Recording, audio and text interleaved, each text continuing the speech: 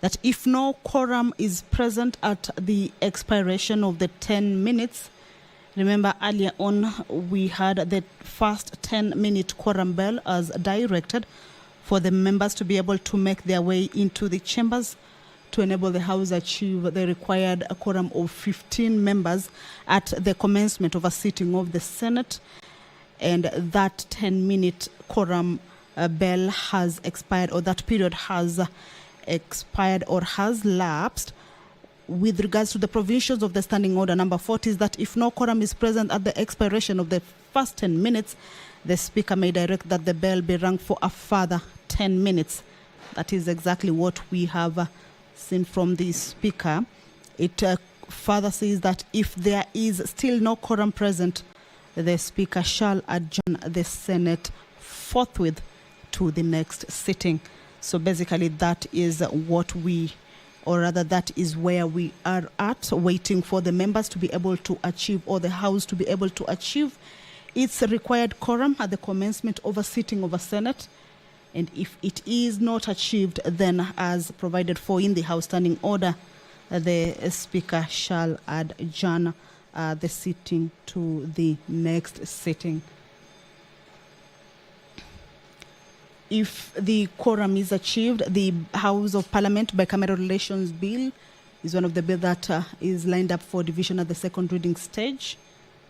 A further look at what this bill provides for is that it provides for the publication of bills originating from either House of Parliament. This is either the National Assembly or the Senate, the enacting formula, and imposes timelines for such publication to cure scenarios where the government printer at times delays in printing of bills or other bill requests.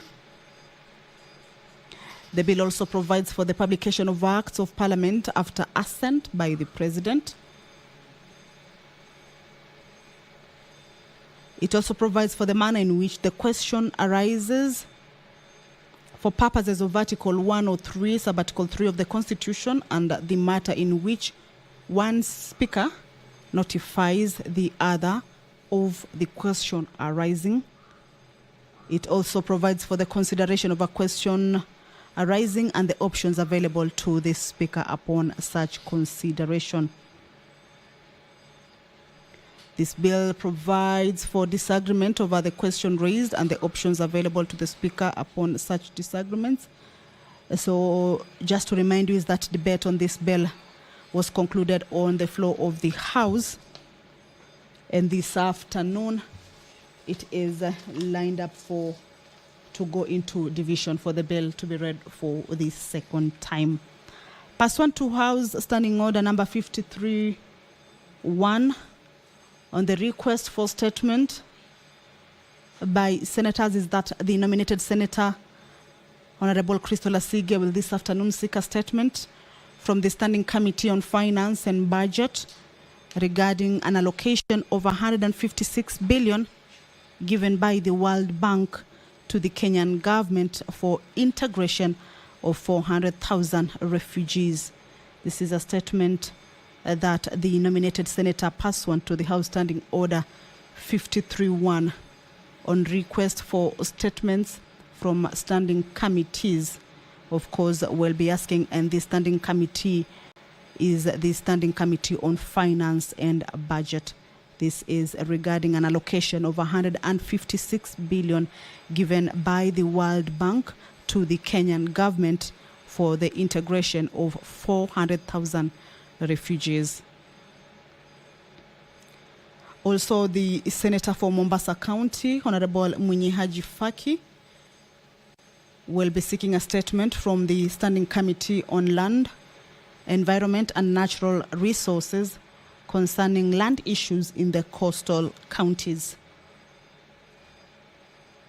The Senator for Mombasa County, Haji Faki, will be seeking a statement from the Standing Committee on Land, Environment and Natural Resources concerning land issues in the coastal counties. Of course, this as provided for in the House Standing Order number 53-1 for members to be able to seek for statements from standing committees of the House.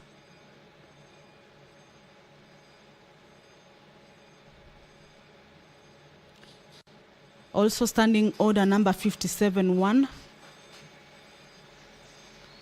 This one provides for that the Senate Majority Leader will be issuing a statement on the business of the Senate for the week commencing Tuesday, 2nd July, the year 2024.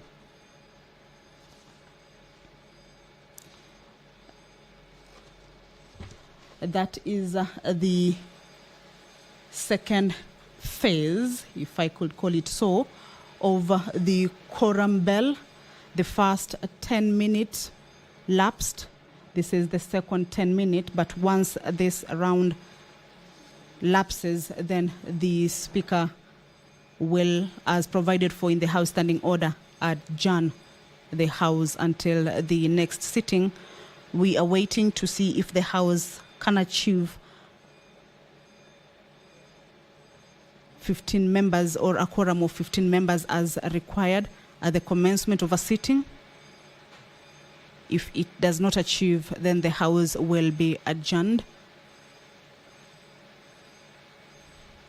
Remember, the senators have just resumed from a 3-week recess, this being their first week after the resumption. And there is a full entry in their business. So the members are expected to make their way to the chambers. But if that quorum is not achieved, then that House, or rather the sitting, will adjourn until the next one.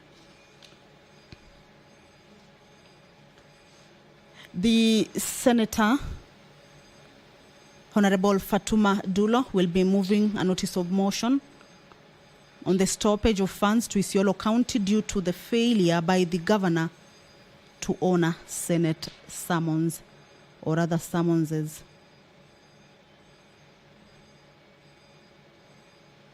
This is a motion, a notice of motion that the Isiolo Senator Honorable Fatuma Dulo will be seeking to move this afternoon.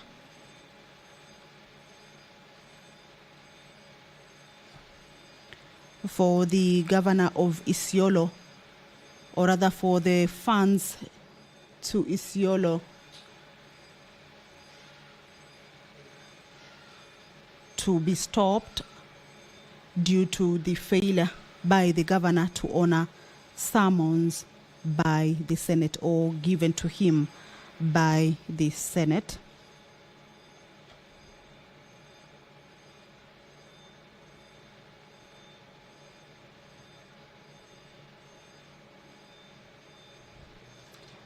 The senator, after presenting her notice of motion, will be seeking to have the House resolve that the Controller of Budget should not authorize any withdrawal of public funds by the County Governor of Isiolo until the Governor has responded to the issues raised in the summons to the satisfaction of the Senate.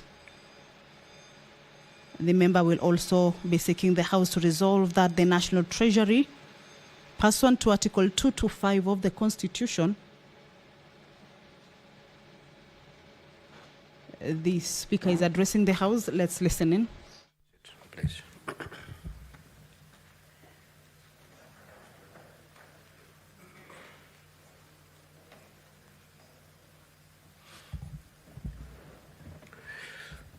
Honorable Senators, please be upstanding. There being no quorum and having rung the bell pursuant to the provisions of Standing Order 42, the Senate stands adjourned until Tuesday, the 2nd of July 2024 at 2:30 p.m. Thank you.